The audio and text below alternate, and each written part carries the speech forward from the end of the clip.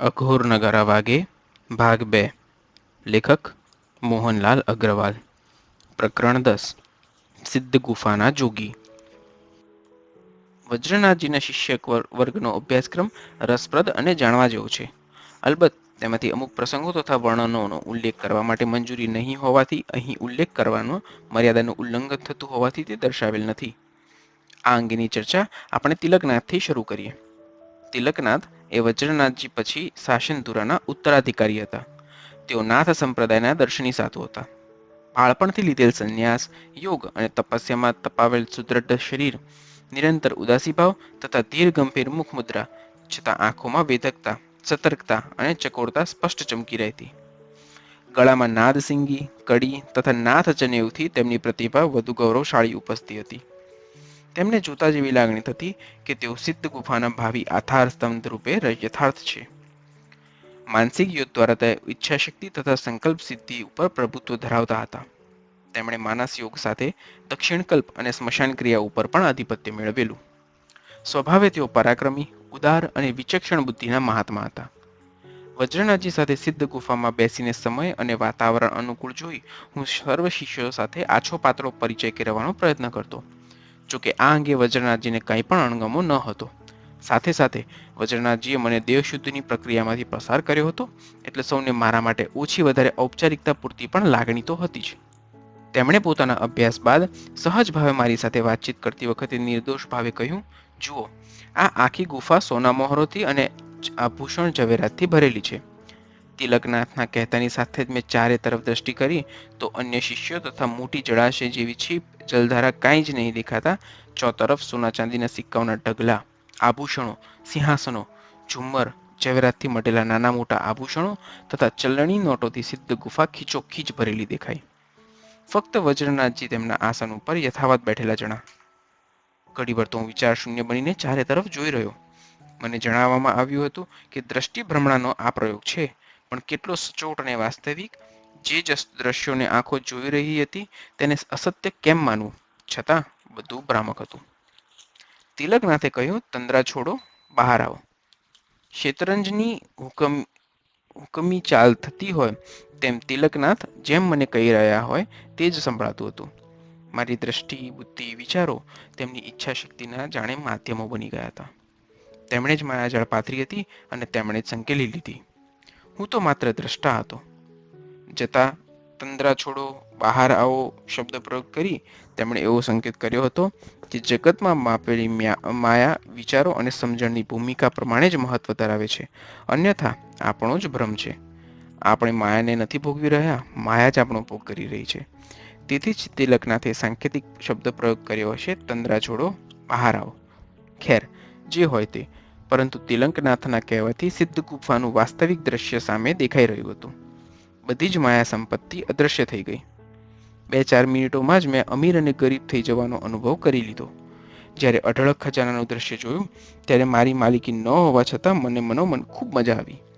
સંવેદનાની કિનારી ઉપર અમીરાતનો રંગ ચડી ગયો અને બધું દ્રશ્ય જ્યારે અદૃશ્ય થયું ત્યારે આશ્ચર્ય મિશ્રિત ઉદાસી ભાવોની લાગણી થઈ આવી. જાણે મારી નજર સામેથી બધું છૂટવાઈ ગયું. ક્ષણિક સમય માટે મન દુઃખી થઈ ગરીબીનો અનુભવ કરી રહ્યું હતું. તિલકનાથે કહ્યું, સંસારના માયાગ્રસ્ત ગૃહસ્થોનું વાસ્તવિક જીવન પણ આવું જ હોય છે. તિલકનાથ દક્ષિણ કલ્પના સંદર્ભમાં દક્ષિણકાલી તથા કાલીના ભિન્ન સ્વરૂપો જેમ કે સ્મશાનકાલી, ભદ્રકાલી, ગૃહકાલી, મહાકાલીના વિભિન્ન મંત્રો તથા તેમની સાધન ક્રિયા કરતા, જેમાં કર્મકાંડના અનુસંધાન, પૂજા પ્રણાલિકા, સાધન મંત્ર, ધ્યાન, યંત્ર, પીઠ પૂજા, ભૈરવ પૂજા, આહ્વાન ક્રિયા, અસ્ત્ર પૂજા, સ્તોત્ર, કવચ આદિનો સમાવેશ થાય છે. અહીં એક મહત્વની વાત એ છે કે સિદ્ધ પુરુષો દ્વારા જ્યારે પદ્ધતિસરની સાધના શરૂ થાય છે ત્યારે સાધકને તેના સાધના કાળ દરમિયાન આવનાર તમામ વિઘ્નોનો, ભયસ્થાનોનો, પ્રલોભનોનો તથા ક્રમાનુસાર આવતા પરિણામોનો પહેલેથી જ ખ્યાલ હોય છે. તેથી સાધક નિશ્ચિત સમય મર્યાદામાં ઝડપથી આગળ વધીને સાર તત્વ સુધી પહોંચી જાય છે. સમર્થ ગુરુ સાધકને પોતાના સાનિધ્યમાં રાખી પહેલેથી જ તેને દરેક બાબતથી માહિતગાર કરી દે છે.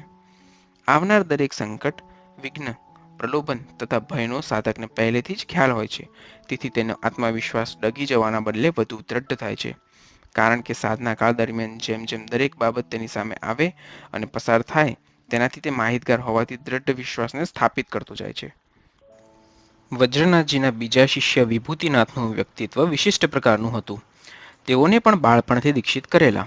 નાની ઉંમરમાં તેમણે 4 વર્ષ સુધી ફક્ત વડની તથા બીલી વૃક્ષની ભભૂતિ ખાઈને અખંડ ધૂણીની તપસ્યા કરી હતી. તેથી જ તેમનું નામ વિભૂતિનાથ રાખવામાં આવ્યું હતું. તેઓ હંમેશા શરીર ઉપર વિભૂતિ ચડાવેલી રાખતા.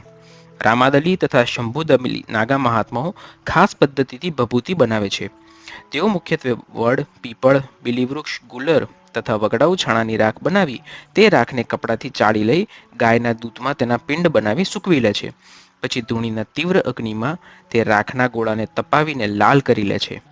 પછી ઠંડા થયા બાદ તેને ખાંડી કૂટી કપડામાં ચાળી લે છે. ત્યારબાદ તેને શરીર ઉપર ચર્ચિત કરવામાં આવે છે. આ ક્રિયાને ભસ્મી ચડાવવાની ક્રિયા કહેવામાં આવે છે. ભસ્મી ચડાવતી વેળાએ તેનો મંત્ર ઉચ્ચારવાનો હોય છે અને ભસ્મી ઉતારતી વખતે પણ ભસ્મી ઉતારવાનો મંત્ર હોય છે. વિભૂતિનાથ સ્મશાન ક્રિયા અને મુંડ સાધનની વિશેષ સાધના કરતા. તેમણે સ્મશાન ક્રિયા દ્વારા સદ્યોજાત કલ્પ, ઘોરેશ્વરી સિદ્ધિ તથા અઘોર કલ્પની સિદ્ધિ મેળવી હતી. વિભૂતિનાથે પોતાના આસનની જ સ્મશાન ભૂમિ સમાન બનાવીને રાખ્યું હતું. સ્મશાનની ચિતા ભસ્મ લાવી તેને પોતાના આસન ઉપર પાથરી ત્યાં એક વેદી બનાવી હતી, જેની નીચે 100 મુંડ એટલે કે ખોપરી વિધિ વિધાનપૂર્વક દાટવામાં આવી હતી. 100 મુંડમાં 5 પ્રકારની ખોપરીઓનું આયોજન કરવામાં આવ્યું હતું. 20 ખોપરી મનુષ્યની, 20 ખોપરી વૃષભની, 20 ખોપરી સર્પની, 20 ખોપરી શ્વાનની તથા 20 ખોપરી શિયાળની લાવી તેના ઉપર વેદીની રચના કરવામાં આવી હતી. વેદીની 10 દિશાઓને અભિમંત્રિત કરીને તેઓ જ્યારે ઘોરેશ્વરી દેવીનું આહવાન કરતા ત્યારે ગુફામાં ભયાનક હુંકારનો શબ્દઘોષ થતો. વેદી ઉપર પ્રજ્વલિત અગ્નિના પ્રકાશમાં વિભૂતિનાથનું વ્યક્તિત્વ અતિ ગંભીર અને વિકરાળ દેખાતું. તેમનું દ્રઢ અને માંસલ શરીર, વિશાળ કપાળ, હંમેશા લાલ અંગાર માફક જણાતી મોટી આંખો, એક સરખી ગૂંથેલી જટા, દાઢી મૂછથી છવાયેલો ભરાવદાર ચહેરો અદ્ભુત પ્રતિભા ઉપસાવતો હતો. તેઓ સદ્યોજાત કલ્પ દ્વારા તથા ઘોરેશ્વરી સાધના દ્વારા દીર્ઘાયુષ્ય, અજર શરીર તથા ઇચ્છિત અવસ્થા પ્રાપ્ત કરવાની કૃપા મેળવી હતી.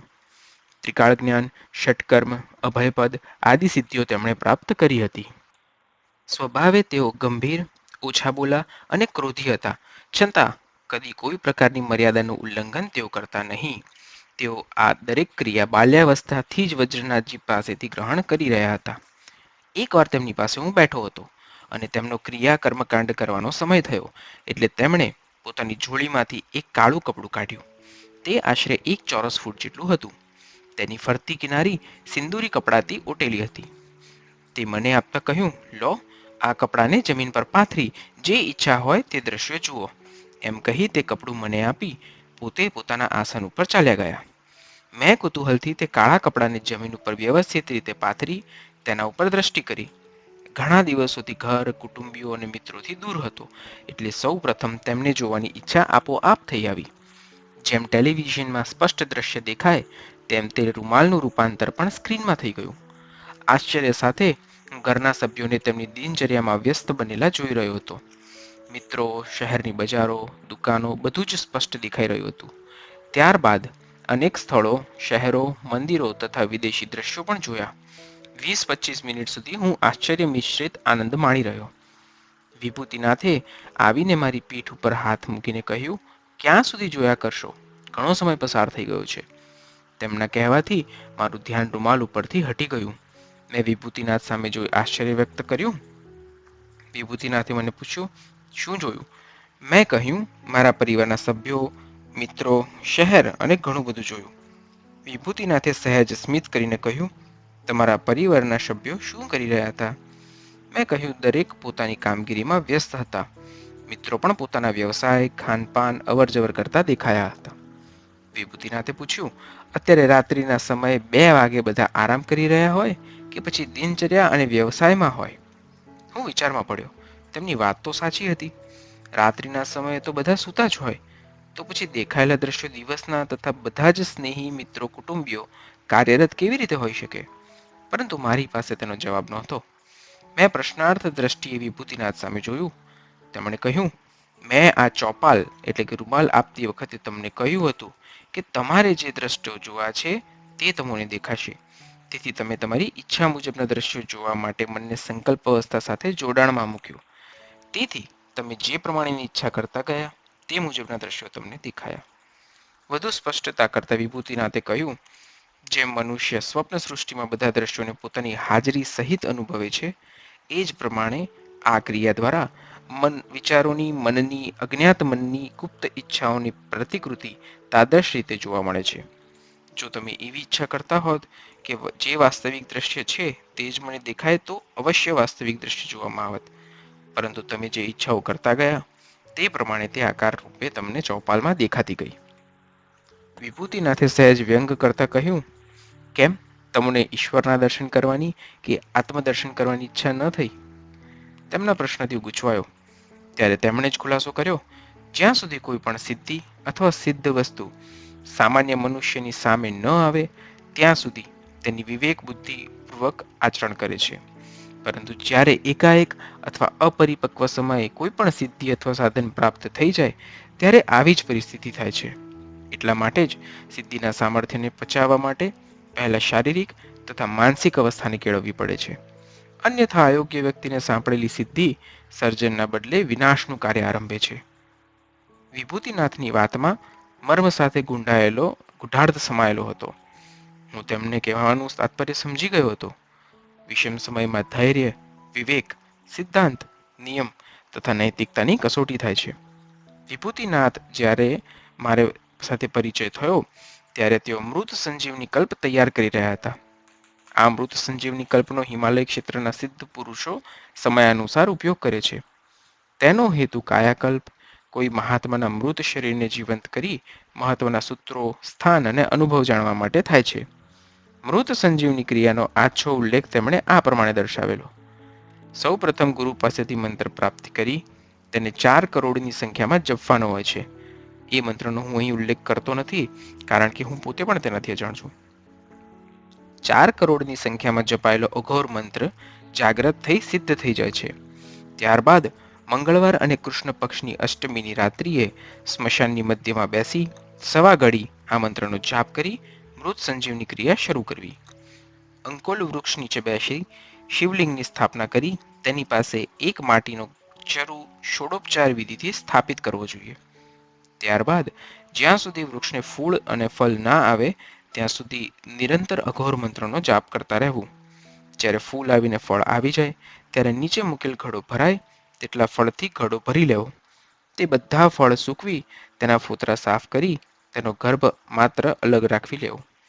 પછી સ્વાતિ નક્ષત્રમાં અંકોલ ફળને ડમરુ યંત્રમાં ભરી પાતાળ વિધિથી તેનું તેલ ખેંચવું. આ તેલને તામ્રપત્રમાં રાખીને ભરવું. આ તેલ મૃત સંજીવની વિદ્યાનું સત્વ છે.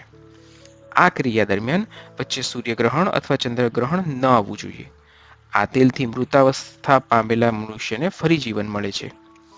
આ સિદ્ધ તેલ દ્વારા કેટલું આયુષ્ય મળે તે ખ્યાલ મને નથી, પરંતુ હિમાલયના અમુક સિદ્ધ લોકો આ ક્રિયા દ્વારા અતિ ઉપયોગી એવા મૃતદેહને સજીવન કરી તેની પાસેથી મહત્વની વિગતો જાણી લે છે. વિભૂતિનાથ પાસે રાત્રે જે પરિચયમાં હું આવેલો તે રાત્રે જ્યારે હું વજ્રનાથજી પાસે પાછો ફરવા માટે ઊભો થયો ત્યારે વિભૂતિનાથે ઈશારાથી મને નજીક આવવા કહ્યું. હું નજીક જઈને બેઠો એટલે તેમણે નાની ભૈરવ જોડીમાંથી એક વનસ્પતિની સળી કાઢી પાણીમાં બોળી મારી બંને આંખોમાં આંજી દીધી. પછી કહ્યું, હવે જાઓ. આંખમાં કપૂર આંચવાથી જેવી અનુભૂતિ થાય તેવી અસર થતી હતી. હું જ્યારે ગુફામાંથી બહાર નીકળ્યો ત્યારે મારા આશ્ચર્યનો પાર ન હતો. એવા અંધારામાં પણ દરેક ચીજ મને દિવસના પ્રકાશમાં દેખાય તેવી સ્પષ્ટ દેખાતી હતી. હું વજ્રનાથજી સાથે તેમની ગુફા સુધી ગયો અને ત્યાં સુધી તેમણે આપેલી વનસ્પતિ ટોર્ચનો ઉપયોગ કરવાની જરૂર જ ન પડી. સિદ્ધ મહાત્માઓને મન આવી બાબતો રમૂજ સરખી હતી, પરંતુ મારા માટે આશ્ચર્યના પર્વત સમાન હતી.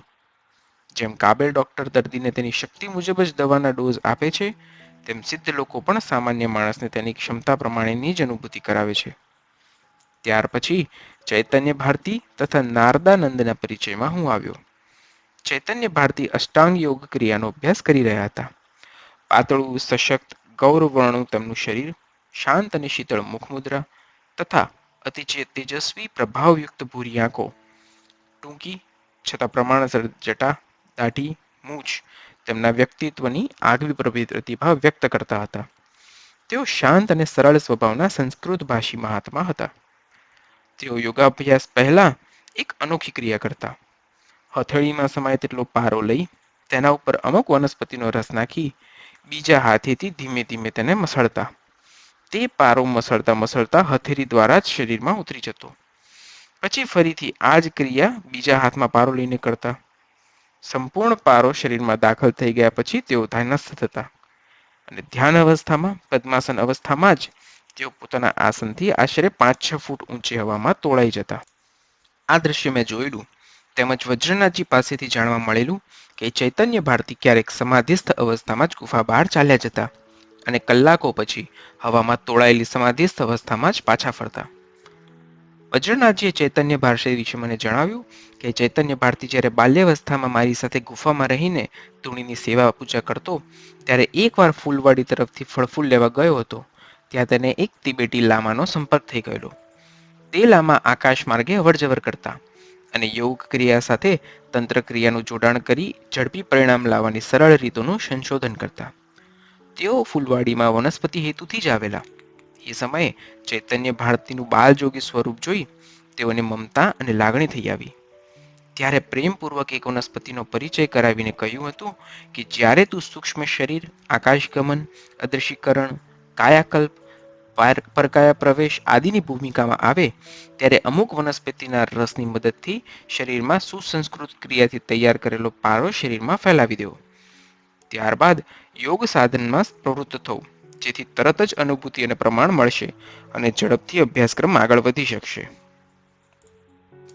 મેં જોયું કે જ્યારે ચૈતન્ય ભારતી સમાધિ છોડતા અને સહજ અવસ્થામાં આવતા ત્યારે અમુક વનસ્પતિના પાન સહતીનું પાણી એક લાકડાની કથરોટમાં ભરીને થોડીવાર ઊભા રહેતા. પછી કથરોટમાંથી બહાર આવી પાણી ઢોળી નાખતા અને તેમાંથી પારો એકત્ર કરી લેતા. જે પારો તેમના શરીરમાં પરિભ્રમણ કરતો તે આ ક્રિયા દ્વારા બહાર નીકળી આવતો. તેમની સાથે એની વાતચીત કરવામાં મને તકલીફ પડતી, કારણ કે તેઓ તો હિન્દી સમજી શકતા પણ હું સંસ્કૃત ભાષા સ્પષ્ટ નહોતો સમજી શકતો. તેમણે મારા ઉપર એક નાનકડો પ્રયોગ કર્યો. સ્વાદ, સ્પર્શ, ગંધ, શ્રવણની અનુભૂતિ થવાની જ્ઞાનેન્દ્રિયનું જોડાણ કાપી નાખવાની ક્રિયાનો કર્યો. તેમણે તેમના જમણા હાથનો અંગૂઠો મારી બંને ભ્રમરની વચ્ચે રાખી તથા મધ્યમાં આંગળીને માથા ઉપર તાળવાના મધ્ય ભાગે અડાડી સહેજ દબાણ આપ્યું. મારી શ્વાસોચ્છ્વાસની ક્રિયા ઉપર તેમનું ધ્યાન હતું. થોડી વાર પછી અંગૂઠાનું અને મધ્યમાં આંગળીનું દબાણ ઓછું વધારે કરી હાથ પાછો લઈ લીધો. બીજી ક્ષણે જ આજુબાજુ થતો અવાજ હું સાંભળી શકતો ન હતો. તેમણે મારા શરીર ઉપર સ્પર્શ કર્યો પણ સ્પર્શેન્દ્રિય બિલકુલ કામ આપતી નહોતી. તેમણે ધોણીમાંથી ગરમ ચીપિયો કાઢીને મને અડાડ્યો, પરંતુ કોઈ સ્પર્શ માત્રની પણ અનુભૂતિ થતી ન હતી. તેઓ બોલતા હતા તે સંભળાતું નહોતું. સ્પર્શનો ખ્યાલ નહોતો. તેમણે જોડીમાંથી લવિંગ કાઢી ચાવવા માટે આપ્યું. તેનો સ્વાદ પણ નહોતો જણાતો. તેમજ ગુફામાં પ્રસરેલી ધૂપની અવિરત સુગંધ પણ નહોતી અનુભવાતી. હું સમજી શકતો હતો કે મારા શરીરની દરેક સંવેદનશીલ ક્રિયા અટકી ગઈ છે. જ્ઞાન તંતુઓના જોડાણ કપાઈ ગયા છે. ફક્ત મગજ વિચારી શકતું હતું અને આંખો જોઈ શકતી હતી. 2-5 મિનિટ તો કુતૂહલવશ કંઈ વિચાર ન આવ્યો, પરંતુ થોડી વારે થયું કે આ અવસ્થા કાયમ માટે તો નથી રહેવાની ને. એ વિચાર આવતા જ મારા ચહેરાના હાવભાવ બદલાઈ ગયા. ચૈતન્ય ભારતી ધીમેથી હસી પડ્યા. તેમણે ડોક પાછળ આવેલા કરોડરજ્જુના મણકા ઉપર હળવેકથી કંઈક સખત વસ્તુનો પ્રહાર કર્યો. જેમ એનેસ્થેશિયાથી બેશુદ્ધ થયેલા શરીરમાં અમુક સમય પછી ભાન ધીમે ધીમે પાછું આવે તેમ હું મૂળ પરિસ્થિતિમાં આવવા લાગ્યો. સંપૂર્ણ સ્વસ્થ થયા પછી ચૈતન્ય ભારતીએ આ ક્રિયાના સંદર્ભમાં મને સમજાવ્યું, પણ સંસ્કૃત ભાષાને રીતે હું વ્યવસ્થિત સમજી ન શક્યો. નારદાનંદ અને ચૈતન્ય ભારતી બંને શિવદલી શાખાના દસનામ સંપ્રદાયના મહાત્માઓ હતા. નારદાનંદ પણ અષ્ટાંગ યોગ ક્રિયાનો અભ્યાસ કરી રહ્યા હતા. તેઓ એ સમયે 2 પ્રકારની ક્રિયા ઉપર વધુ ધ્યાન આપી રહ્યા હતા. એક સર્વાંગી ક્રિયા અને બીજી બજરૌલી ક્રિયા. સર્વાંગી ક્રિયા માનસ યોગ સાથે સંકળાયેલી છે. માનસ યોગના અનુસંધાનમાં સંકલ્પ શક્તિ, ઈચ્છા શક્તિ ઉપર સંપૂર્ણ પ્રભુત્વ મેળવી લેવામાં આવે છે. નારદાનંદે સર્વાંગી ક્રિયા સંપૂર્ણ સિદ્ધ કરી લીધી હતી. આ ક્રિયાની વિશિષ્ટતા એ છે કે તેમાં કોઈ દેવદેવીનું કે મંત્રતંત્રનું સાધન કરવામાં નથી આવતું. સાધક પોતાની જાતને જ સિદ્ધ કરે છે. આ ક્રિયાને પ્રાચીન કાળમાં સૂફી લોકો, તત્વચિંતકો તથા ગૃહસ્થો હસ્તગત કરતા, કારણ કે આ ક્રિયા ભૌતિક જીવનમાં તેમજ આધ્યાત્મિક જીવનમાં ખૂબ ઉપયોગી નીવડે છે. આ ક્રિયાનો સિદ્ધાંત એવા પ્રકારનો છે કે મનુષ્યનો જન્મ થાય ત્યારે તેનું પ્રતિભા મંડળ પણ જન્મ લે છે, જેને અંગ્રેજીમાં ઓરા કહેવામાં આવે છે. શરીરના જન્મ સાથે તેનો પડછાયો પણ જન્મ લે છે. પંચમહાભૂત શરીરના બે પ્રકાર છે, સ્થૂળ શરીર અને સૂક્ષ્મ શરીર. એ જ રીતે પડછાયાના પણ બે પ્રકાર હોય છે, પૃથ્વી તત્વની સ્થૂળ છાયા અને પ્રતિભા મંડળની સૂક્ષ્મ છાયા. આપણા શાસ્ત્રોના મત પ્રમાણે સ્થૂળ શરીરનો નાશ થાય છે, જ્યારે સૂક્ષ્મ શરીરનો નાશ થતો નથી. એ જ રીતે સ્થૂળ છાયા સ્થૂળ શરીર સાથે નાશ પામે છે, જ્યારે સૂક્ષ્મ છાયાનો નાશ થતો નથી. આ સૂક્ષ્મ છાયાના સાધન કર્મને સર્વાંગી ક્રિયા કહેવામાં આવે છે, જેને સિદ્ધ કરવા માટે સ્થૂળ શરીરના માધ્યમ વડે પ્રયત્ન કરવામાં આવે છે. આપણે સાંભળતા આવ્યા છીએ કે જે કંઈ છે તે આપણામાં સમાયેલું છે, બીજે ક્યાંય જોવા જવાની જરૂર નથી. આત્મસંશોધન કરવું, આત્મખોજ કરવી, હું કોણ છું, હું શું છું, એવી બધી બાબતો આપણે વાંચતા સાંભળતા આવ્યા છીએ. આ અંગે ઘણા બધા વિચારો, મંતવ્યો દરેક સંપ્રદાયમાં પ્રવર્તી રહ્યા છે, પરંતુ તેને સરળતાથી સહજ ભાવમાં સમજી શકાય તેવા સૂચનો અને માર્ગો ઉપલબ્ધ નથી. મારા અંગત મંતવ્ય મુજબ સર્વાંગી ક્રિયા ગૃહસ્થ જીવન માટે ખૂબ જ ઉપયોગી છે અને સંપૂર્ણ સાત્વિક ક્રિયા પણ છે, જે ભૌતિક જરૂરિયાતોને સંતોષે છે. એટલું જ નહીં, પણ આધ્યાત્મિક માર્ગદર્શન પણ આપે છે. આ ક્રિયા સિદ્ધ થયા પછી મનુષ્ય ઈશ્વરે બક્ષેલી મહાન શક્તિનો ઉપયોગ કરતા શીખી જાય છે, જેના દ્વારા આલોક તથા પરલોકના રહસ્યોને સહજતાથી સમજી શકે છે. નારદાનંદજીએ સર્વાંગી ક્રિયા વિશે જ્યારે ઉલ્લેખ કરી તેના ઉપયોગનું મહત્વ સમજાવ્યું, ત્યારે મને એમ થયું કે બાકીની બધી માથાકૂટ કર્યા વિના સર્વાંગી ક્રિયા પૂર્ણ કરી લેવી જોઈએ. ત્યાર પછી જ કોઈ પણ દેવી દેવતાની ઉપાસના અથવા આત્મ સાક્ષાત્કારના કાર્યમાં પ્રવૃત્ત થવું જોઈએ. હવે સર્વાંગી ક્રિયાનું સામર્થ્ય કેવું છે તે જોઈ લઈએ. સર્વાંગી ક્રિયા સિદ્ધ થયા પછી મનુષ્ય પોતાના જ પ્રતિબિંબને પોતાની સામે પ્રત્યક્ષ રીતે ઉપસ્થિત કરે છે. તે સૂક્ષ્મ છાયા અસાધારણ શક્તિશાળી હોય છે. સિદ્ધ થયેલી છાયા મનુષ્યની ઈચ્છા અનુસાર કાર્ય કરે છે. પરવારમાં જ તે દુનિયાના કોઈ પણ ખૂણામાં જઈ શકે છે. ત્યાં જઈને ત્યાંના સમાચાર, રહસ્યો અને વસ્તુઓ લાવી શકે છે. જંગલ, પર્વત, ખીણ, સમુદ્ર કોઈ તેના માટે બાધક નથી હોતા. ગમે તેવા હિંસક પશુ પંખીઓને તે ક્ષણવારમાં પોતાના કાબૂમાં લઈ શકે છે. હજારો માઇલના અંતરેથી વજનદાર વસ્તુઓની ફેરવણી કરી શકે છે. ગુપ્ત ભંડારોનું રહસ્ય પણ શોધી શકે છે. અસાધ્ય રોગોનું નિદાન તથા તેના માટે સચોટ ઔષધ શોધી શકે છે. ભૂતકાળ, ભવિષ્યકાળ, વર્તમાન કાળ અંગે સ્પષ્ટતા કરી શકે છે. ખોવાયેલા માણસને શોધવો, અસાધારણ કાર્યને સરળતાથી કરવું, એવા અનેક કાર્યો જે માનવ શક્તિ તેના મર્યાદામાં નથી કરી શકતો, તે બધા જ કાર્યો આ સૂક્ષ્મ છાયા કરી શકે છે. જે જાતના સંકલ્પથી સૂક્ષ્મ છાયાને પ્રવૃત્ત કરવામાં આવે તે કાર્ય ક્ષણવારમાં તે કરી શકે છે. અન્ય દેવી દેવતા તથા મંત્ર તંત્રને સિદ્ધ કરવા માટે અથવા આત્મસંશોધન માટે જે જિજ્ઞાસુઓ પ્રયત્નશીલ રહે છે, જેમાં યોગ્ય માર્ગદર્શનનો મોટે ભાગે અભાવ હોય છે, ચોક્કસ પરિણામ નથી લાવી શકાતું અને ક્યારેક જાહેર રીતે અથવા ગુપ્ત રીતે નિરાશા અનુભવવી પડે છે.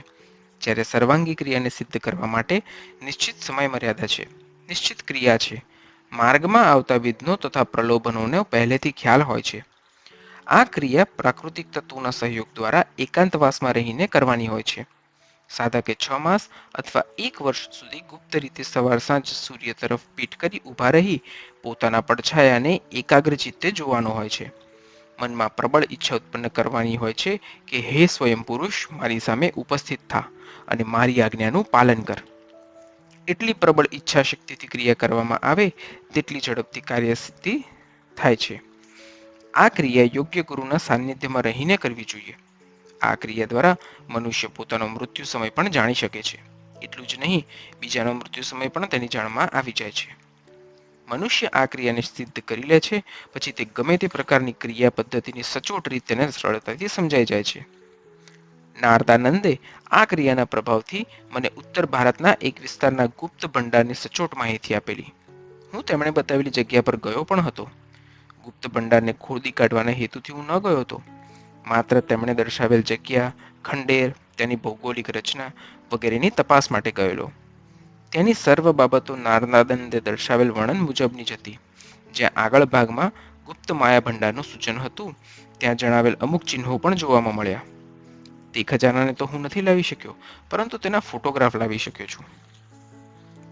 નારદાનંદ સર્વાંગી ક્રિયા સિદ્ધ કર્યા બાદ એક અદ્ભુત હઠયોગની સાધના કરી રહ્યા હતા, જે વજ્રાંગી અથવા બજરૌલીના નામથી પણ ઓળખાય છે. આ ક્રિયાની ટૂંકી માહિતી આ પ્રમાણે છે. યોગી બજરૌલી ક્રિયાને સિદ્ધ કરવાનો આરંભ કરે તે પહેલા કુંજલ, નીતિ, ધોતી, નૌલી, બસ્તી આદિ ક્રિયાઓને હસ્તગત કરી લે છે, જેના દ્વારા બાહ્ય અને અંતર્મળ શુદ્ધિ સંપૂર્ણપણે થઈ જાય છે. ત્યારબાદ બજરૌલીની શરૂઆત તે કરે છે. અભ્યાસ સમયે ખૂબ પાણી પીધા બાદ જ્યારે મૂત્રત્યાગ કરવાનો હોય ત્યારે જનનેન્દ્રિયમાં આવેલી મૂત્રવાહિનીને તર્જની આંગળી તથા અંગૂઠાની મદદથી દબાણ આપીને છોડી દેવામાં આવે છે. મૂત્રત્યાગ સમયે આ ક્રિયા વારંવાર કરવામાં આવે છે, જેથી અમુક સમય અભ્યાસ થવાથી આંગળીની મદદ વિના મૂત્ર પ્રવાહને રોકવા તથા પસાર કરવાની ક્ષમતા આવી જાય છે. આ ક્રિયા કરતી વખતે શ્વાસોચ્છ્વાસની ક્રિયાનું ખૂબ જ મહત્વ છે. આ અભ્યાસને કરતા રહેવાથી જ્યારે સાધક ટેવાઈ જાય ત્યારે ફક્ત શ્વાસને ઊંચો ખેંચવાથી જનનેન્દ્રિય પણ હવાને ખેંચવા લાગે છે. આટલી શરૂઆત પછી સાધક જનનેન્દ્રિય દ્વારા પાણી ખેંચવાનો અભ્યાસ કરે છે. જ્યારે પાણી સરળતાથી ખેંચવા છોડવાનો અભ્યાસ થઈ જાય પછી દૂધ ખેંચવાનો અભ્યાસ થાય છે. ત્યારબાદ ઘી અને ત્યારબાદ મધ ખેંચવાની ક્રિયા કરવામાં આવે છે. મધ ખેંચવા છોડવાની ક્રિયા સિદ્ધ થઈ જાય પછી છેલ્લે પારો ખેંચવાની ક્રિયા ઉપર મહેનત કરવી પડે છે. આ તબક્કો ગંભીર અને નાજુક હોય છે. એમાં જો સાધક ભૂલ કરે તો શરીરમાં વિસ્ફોટ થઈ શરીર નાશ પામે છે. એ સમયે જ ગુરુના માર્ગદર્શનની જરૂર પડે છે. પારો જ્યારે જનનેન્દ્રિય દ્વારા ખેંચાવા લાગે ત્યારે તેના ઉપર ખૂબ અભ્યાસ કરી એ ક્રિયાને એટલી સરળ બનાવી લેવામાં આવે છે કે સહજતાથી સરળ રીતે ક્રિયા થઈ શકે. હવે મુખ્ય અને મહત્વપૂર્ણ ક્રિયા શરૂ કરવાનો પ્રારંભ થાય છે. નિશ્ચિત કરેલા યોગ, નક્ષત્ર, સમય અને ઋતુ પ્રમાણે એક સ્ત્રીને લાવવામાં આવે છે, જેણે પ્રસૂતિ ન કરી હોય. સ્ત્રીને લાવતા પહેલા ગુરુની આજ્ઞા તથા સ્ત્રીના માતા પિતાની અનુમતિ લેવામાં આવે છે. ત્યારબાદ બજરૌલી ક્રિયાનો સાધક મૈથુન ક્રિયામાં પ્રવૃત્ત થાય છે. એ સમયે તે સંપૂર્ણ રીતે નિર્વિકાર અને ધ્યાનસ્થ અવસ્થામાં રહીને શ્વાસોચ્છ્વાસની ક્રિયા ઉપર ધ્યાન કેન્દ્રિત કરે છે. મૈથુન સૃષ્ટિની રચનામાં જ્યારે સ્ત્રી દ્રવિત થાય ત્યારે સાધક દ્રવિત થયેલા પ્રવાહી રજને જનનેન્દ્રિય દ્વારા યોનિમાંથી બજરૌલી ક્રિયાના અભ્યાસ દ્વારા ખેંચી લે છે. દ્રવિત પ્રવાહીમાં આવેલ બીજની ઉર્જા શક્તિનો પ્રચંડ વિસ્ફોટ થાય છે. તે સમય ખૂબ નાજુક અને ગંભીર હોય છે. સાધક માટે ગુરુનું સાનિધ્ય તે સમયે ખૂબ જ આવશ્યક હોય છે. બીજમાં સૃષ્ટિની ઉત્પત્તિના ગુણધર્મો પડેલા છે. તેની પ્રચંડ ઉર્જા વેગથી કુંડલીની આઘાત પામી જાગ્રત થઈ જાય છે. આ સમયે સાધકમાં અસાધારણ શારીરિક તથા માનસિક પરિવર્તનો આવે છે.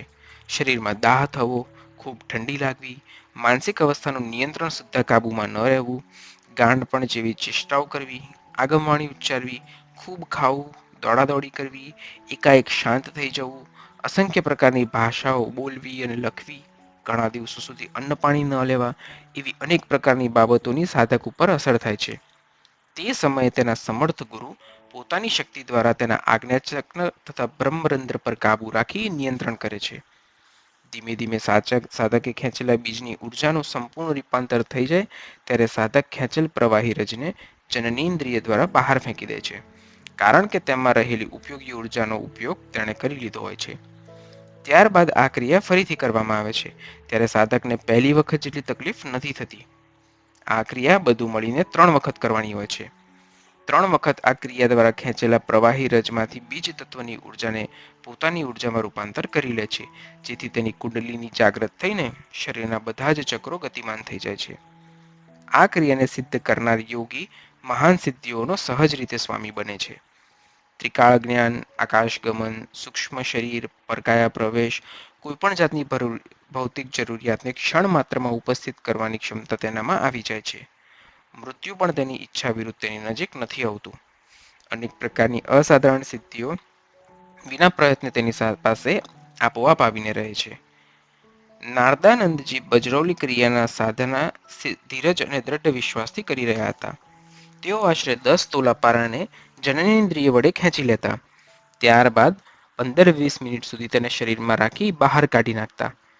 તેમની બજરોલી ક્રિયાને પૂર્ણ થવાની હજુ વાર હતી, પરંતુ તેમનો અભ્યાસ દ્રઢતાથી ચાલી રહ્યો હતો.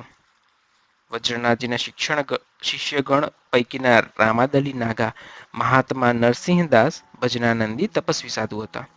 તેઓ હંમેશા પંચધૂણી તાપતા. તેમનું શરીર તામ્રરંગી રહેતું. ચહેરા પર નિરંતર નિર્દોષ અને વાત્સલ્ય ભાવ નીતરતો રહેતો. તેઓને ખૂબ ઓછું બોલવાની આદત હતી અને કોઈ પણ બાબતે તેઓ વધુ ચર્ચા કરવાનું ટાળતા. વનસ્પતિ શાસ્ત્રના તેઓ પ્રખર વિદ્વાન હતા. વનદુર્ગા દેવીના હુ બીજને તેમણે સિદ્ધ કર્યો હતો, જેના દ્વારા તેઓ દરેક વનસ્પતિના ગુણદોષ સહેલાઈથી જાણી શકતા, તેમજ દરેક પ્રકારની દિવ્ય, સિદ્ધ અને ઔષધ વનસ્પતિ ક્યાં થાય છે અને ક્યારે મેળવી શકાય છે, શા કામમાં આવે છે તે અંગે સ્પષ્ટ નિર્ણય લઈ શકતા. તેઓ પોતાના તપસ્યા સમય દરમિયાન પણ વનસ્પતિ યોગથી જ નિર્વાહ કરતા. મેં જ્યારે તેમને વનસ્પતિ અંગે પ્રશ્ન કર્યો કે સિદ્ધ વનસ્પતિઓ તથા દિવ્ય વનસ્પતિઓ દરેક જગ્યાએ થાય છે, છતાં લોકોને ઉપલબ્ધ કેમ નથી થતી, ત્યારે તેમણે ખૂબ મહત્વની વાત સહજ રીતે કહી નાખી. કોઈ પણ સિદ્ધ વનસ્પતિ સહેલાઈથી નથી મળતી. એનું કારણ છે કે જે વનસ્પતિ દિવ્ય, અગર સિદ્ધ ગુણોથી સભર હોય, તેનો ઉપયોગ કરવા માટે સામાન્ય માણસ પાસે જ્ઞાન હોતું નથી. તેને ઓળખવાની આવડત પણ હોતી નથી. તીવ્ર ચાહના હોતી નથી. તદુપરાંત તેનો ઉપયોગનો હેતુ પરાર્થ માટે નહીં હોય, નિજ સ્વાર્થ સાથે સંકળાયેલો હોય છે. દિવ્ય અગર સિદ્ધ વનસ્પતિ મેળવવા માટે પહેલા તેને અનુકૂળ થવું પડે છે. પછી તે વનસ્પતિ તેને અનુકૂળ થાય છે. અન્યથા તે પાસે હોવા છતાં ઉપયોગમાં નથી લઈ શકાતી.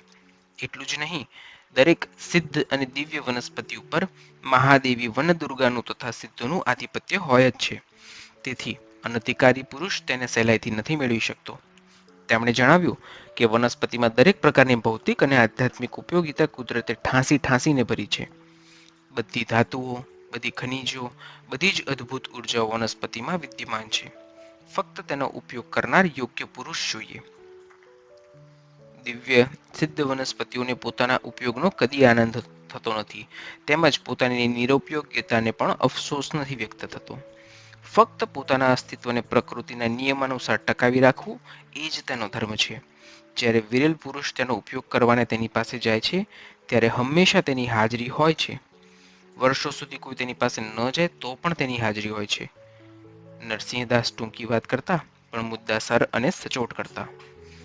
આપણી ભારતીય સંસ્કૃતિને કુદરતી દિવ્ય વનસ્પતિ તથા સિદ્ધ વનસ્પતિનો અમૂલ્ય વારસો આપ્યો છે. એ સાથે તેનો ઉપયોગ કરવાની પદ્ધતિઓ પણ અનેક મહાન ઋષિમુનિઓને અને ભીષ્મવરોને સમજાવી છે. મારું એવું મંતવ્ય છે કે મનુષ્ય જો યોગ્યતા કેળવે તો તેની બધી જ ભૌતિક જરૂરિયાતોની પૂર્તિ વનસ્પતિમાંથી થઈ શકે છે. આધ્યાત્મિક માર્ગમાં પણ વનસ્પતિનું મહત્વ જરાય ઓછું નથી. માનવ જીવનમાં વનસ્પતિનું મહત્વ ડગલે ને પગલે છે. ફક્ત સમયાનુસાર ઉચિત ઉપયોગ કરી શકવાના જ્ઞાનની જરૂર છે. હવે પરિચય કરીએ વજ્રનાથજીના શિષ્ય રામખિલાવન દાસનો. તેઓના અભ્યાસના મુખ્ય અંગ હતા રસશાસ્ત્ર, લોહસિદ્ધિ, કર્મકાંડ, તપસ્યા તથા આયુધ કલા. આ વજ્રનાથજીના શિષ્ય વર્ગમાં રામખિલાવન દાસનું વ્યક્તિત્વ જ નિરાળું હતું. 6.5 ફૂટની ઊંચાઈ, સશક્ત કસાયેલું શરીર, ભૂરી સોનેરી જટા, મોટી આંખો, જેમાં અભ્યાસની કુમારી અને નિર્મળતા સિવાય કાંઈ જ દેખાતું ન હતું. જુદા જુદા આયુધ ચલાવીને તેમના શરીરમાં અસાધારણ સ્ફૂર્તિ અને બળ સમાયેલા હતા. તેઓ રોજ સવારે બંને હાથોમાં પટ્ટો તલવાર લઈને અભ્યાસ કરતા, ત્યારે એટલી સ્ફૂર્તિથી પટ્ટો ફેરવતા કે તેમની આસપાસ ચારે બાજુ તેજોમય લીસોટા છવાયેલા દેખાતા. ક્યારેક અભ્યાસ દરમિયાન તેઓ ચકાસણી કરવા માટે બીજા ગુરુભાઈને સામે ઊભા રાખીને કહેતા કે જ્યારે મારો પટ્ટો ફરતો હોય ત્યારે એક મુઠ્ઠી ભરીને લવિંગ અથવા ઇલાયચી મારા ઉપર ઉડાડવા. આ પ્રમાણે કરવામાં આવતું ત્યારે તેમની સ્ફૂર્તિ અને વેગનું પ્રમાણ જોવા મળતું. દરેક લવિંગ ઇલાયચી જમીન ઉપર પડતા પહેલા 2 ટુકડા થઈને જ પડતા. તેઓ ધનુષ વિદ્યા, તોમર, જંગ, ભાલા, ફરસી, તલવાર, બિન્નોટ, સાંગ, છડી, ગીરજ આટલા અસ્ત્રશસ્ત્રના નિષ્ણાત હતા. મને તેમની અસ્ત્રશસ્ત્ર વિદ્યા માટે ખૂબ આદરભાવ, સાથોસાથ મનમાં એક પ્રશ્ન પણ ઉપસ્થિત થયો. આ વિજ્ઞાન યુગમાં જ્યાં અણુ પરમાણુ શસ્ત્રો સમગ્ર પૃથ્વીની જીવસૃષ્ટિનો નાશ કરવાની શક્તિ ધરાવે છે, ત્યાં પ્રાચીન શસ્ત્રવિદ્યા શા કામની? પણ વજ્રનાથજી પાસે આ અંગે જ્યારે ચર્ચા મેં કરી, ત્યારે તેમણે ઉચ્ચારેલી ભવિષ્યવાણીથી હું દિગ્મૂઢ બની ગયો. તેમણે કહ્યું જગતી ઉત્પત્તિ, સ્થિતિ અને લયની પ્રાકૃતિક ક્રિયાઓનો પ્રારંભ અને અંત હિમાલયથી જ થાય છે. હિમાલય ભૂમિમાંથી સનાતન શબ્દ આદિ અનાદિ સિદ્ધ ક્યારેય નિર્મિત થયા નથી અને કદી થશે પણ નહીં. તેમણે કહ્યું, અહીંથી જ ઉત્થાન થશે, આવનાર યુગનું નિર્માણ પણ અહીંથી થશે. રામખીલાવન દાસ જેવા અસંખ્ય યોદ્ધાઓ હિમાલયના આશ્રયમાં વસે છે. હિમાલય ક્ષેત્રમાં આવી અનેક સિદ્ધ ગુફાઓ અને આશ્રમો તેમજ સ્થાનો છે જ્યાં આપણી ઉત્કૃષ્ટ સંસ્કૃતિ સંપૂર્ણપણે જીવંત છે. સમય આવે તેનું પુનઃસ્થાપન થશે.